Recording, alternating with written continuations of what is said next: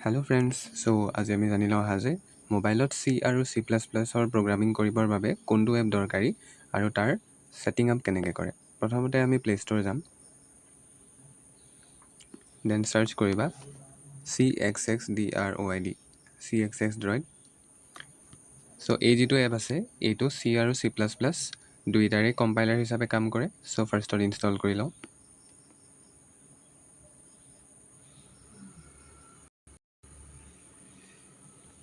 Then open কৰিবা।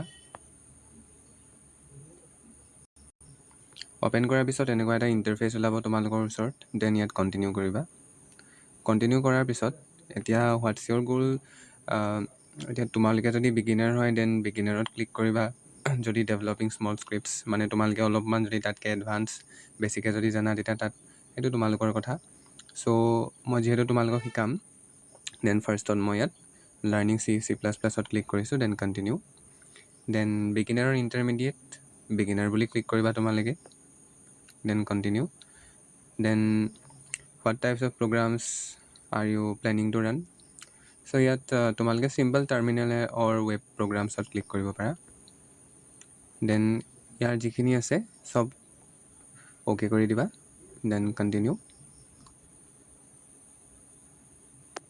এতিয়া ইয়াৰ পিছত এনেকুৱা এটা ইণ্টাৰফেচ ওলাব য'ত মানে তোমালোকক প্ৰিমিয়াম লাইব্ৰেৰীজবোৰ কিনিবলৈ ক'ব, কিন্তু এইটো তোমালোকে কাটি দিবা। কণ্টিনিউতে কৰিবা। কণ্টিনিউ কৰি পেলাই ওপৰত এনেকুৱা এক্স বাটন এটা দেখিবা, তাত ক্লিক কৰি দিবা। তোমালোকৰ এইটো ID ৰেডি।